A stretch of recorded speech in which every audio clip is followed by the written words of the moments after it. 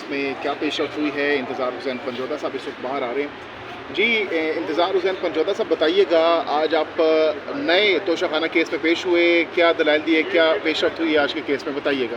بہت شکریہ آپ کا جی۔ آج توشہ خانہ کا جو چوتھا کیس ہے، اس سیریز کا چوتھا کیس ہے اور نیب کی جانب سے جو دوسرا کیس ہے اس میں ہم اپیئر ہوئے ہیں، اور 13 جولائی کو جو انلیگل غیر قانونی گرفتاری بشرا بی بی اور عمران خان کی ہوئی تھی اس کو ہم نے چیلنج کیا تھا تھوڑا سا پیچھے تو یہ کیس پہلے مختلف بینچز سے ہوتا ہوا آج یہاں پہ پہنچا۔ آج پہلی میننگ فل جو ہے اس کے اوپر ہیئرنگ ہوئی ہے۔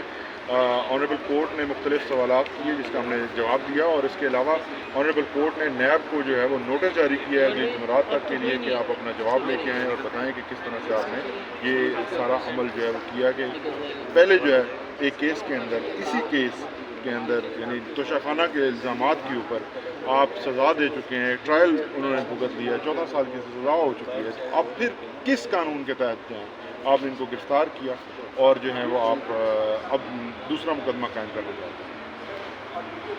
اس پر آپ لوگوں نے کیا دلائل دی ہے اور دوسری پارٹی نے؟ دیکھیے یہ ایک غیر قانونی کام ہے۔ غیر قانونی اس طرح سے ہے کہ جب کسی شخص کے اوپر ایک ٹرائل، ایک مقدمہ، ایک ریفرنس فائل ہو جاتا ہے تو اگر اس کو سزا ہو جائے یا اس کو بری کر دیا جائے ڈپینڈنگ آن دا ایویڈنس جو لایا جاتا ہے، تو اس کے بعد انہی الزامات کو دوبارہ سے ٹرائی نہیں کیا جا سکتا۔ یہ نہ کسی دنیا کی تاریخ میں آج تک ہوا ہے، نہ پاکستان کی تاریخ میں۔ جب بھی اس قسم کی کوئی ٹیکنیکل چیزوں کے اوپر غلطی ہو جاتی ہے کہیں، تو وہ ہمیشہ عدالتوں نے اس کو جو نل اینڈ وائڈ ڈکلیئر کیا، ایلیگل ڈکلیئر کیا۔ یہاں پہ غلطی نہیں ہے، یہاں پہ بدنیتی ہے، نیب کی جانب سے صریحاً بدنیتی ہے۔ 13 جولائی کو میں نے خود عمران خان اور بشرا بی بی صاحبہ کی نیب عدالت کے اندر جب ہمارا القادر ٹرسٹ کیس کا ٹرائل تھا، وہاں پہ اس کیس کے اندر ان کی درخواست ضمانت دائر کی تھی، جہاں پہ وہ دونوں موجود تھے۔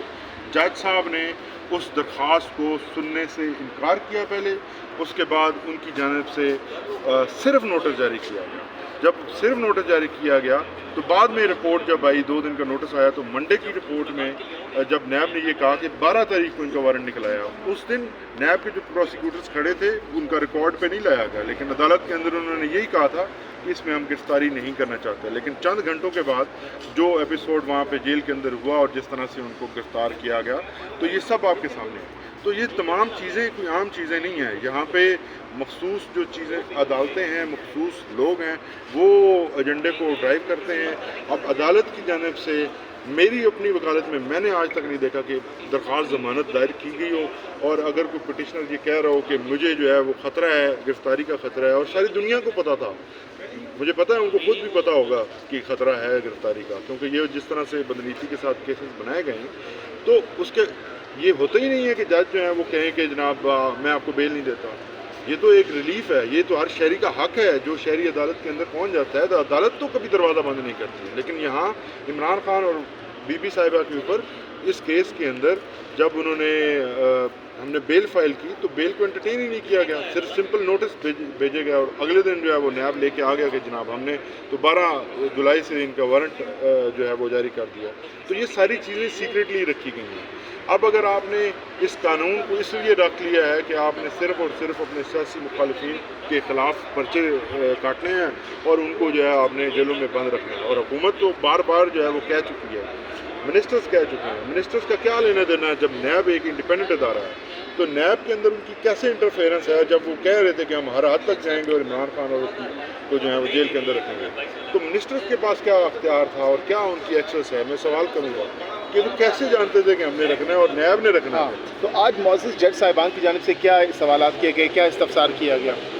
دیکھیے جی، وہ ظاہر اب تو انیشیل ہیئرنگ تھی تو مختلف جو فیکٹس ہیں وہ سامنے لائے گئے، ہماری طرف سے چارج شیٹ جو ہے وہ پڑھ کے سنائی گئی، جو پچھلے کیس کا چارج تھا اس کے اندر تمام چیزیں جو ہیں وہ ابھی بھی وہی ہیں۔ یعنی الزام یہ ہے کہ آپ نے اپنی اتھارٹی کا مس یوز کیا اور آپ نے گیٹس لیے اور قیمت جو ہے وہ کم لگائی۔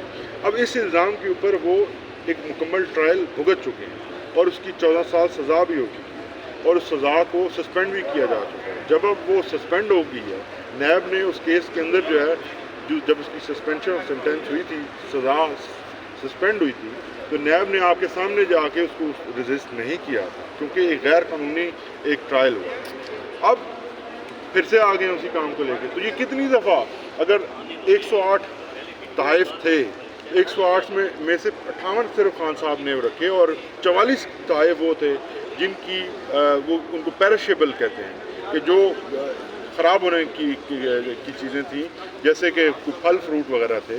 तो 44 वो आइटम्स हैं और 14 जो है वो दूसरी आइटम्स हैं जिनकी कीमत पे की।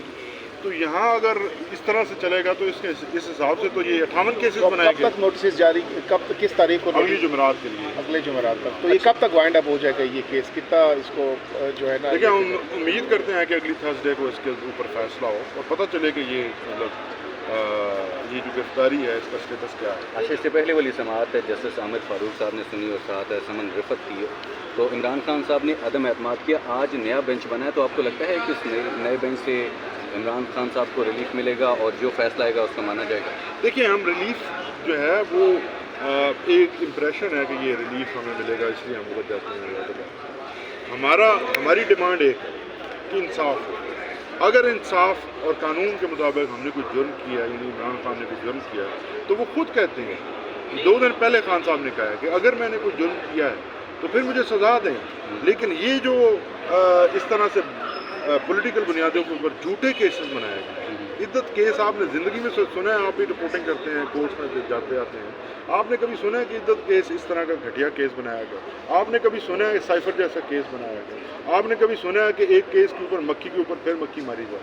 ये फिर वो तमाशा किया हुआ है। जब कंटेंट्स ख़त्म हो गए हैं, वो तमाम केसेस जो इतने उनके लिए ख़र्चा किया गया, प्रोसिक्यूशन महंगी तरीन की गई, इतने इंतजाम किए गए, जब वो ख़त्म हो गए, जब उसमें कुछ नहीं हो रहा, अब अलकादर का केस है, इसके अंदर जितने इनके स्टार विटनेसेस थे वो तमाम ने स्टेटमेंट्स दिए हैं जिसके अंदर खान साहब के ऊपर या बीवी के ऊपर किसी किस्म का कोई जुर्म नहीं बना।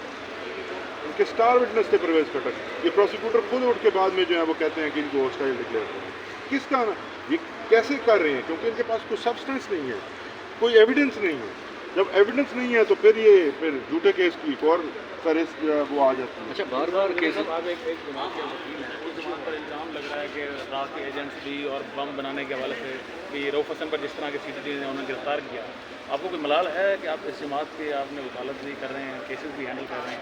मुझे बिल्कुल कोई मलाल नहीं है। मैं अपनी वकालत और इस पार्टी के साथ जो एफिलिएशन है वो जारी रखूँगा और वक्त देखेगा कि ये जो जिन्होंने ये झूठे इल्ज़ाम लगाए हैं, अब तो जज साहब के रिमार्क्स आपके सामने आए हैं कि कम से कम शापर ही चेंज कर लें कि जितने झूठे मुकदमे उनमें नीले रंग का शापर ही के अंदर एक्सप्लोसिव्स को मिलते हैं। तो ये तमाम झूठे केस हैं। अब अहमद जंजुआ इंटरनेशनल कोऑर्डिनेटर, आप जानते हैं, सब जानते हैं, यहाँ जितने रिपोर्टर्स हैं सब जानते हैं क्योंकि वो उनकी कोऑर्डिनेशन का काम है। अब अहमद जंजुआ के ऊपर आप ये डालें और इंटरनेशनल जो आपकी बेइज्जती हो रही है, आपको तो अपनी इज़्ज़त का ख्याल है नहीं, क्योंकि आपने तो खाया पिया हजम किया और चले जाना है। हमने इधर रहना है, हम इसी मुल्क के रहने वाले हैं, हमने इधर ही रहना है। तो कम से कम मुल्क की इज़्ज़त का कुछ ख्याल करें। इस किस्म के झूठे केसेस बनाकर तो क्या कर लेंगे? पहले आपने साइफर बनाया, अलकादर बनाया, आपने 109 मई करवाया, 9 मई के केस बनाए, तो ये क्या होगा?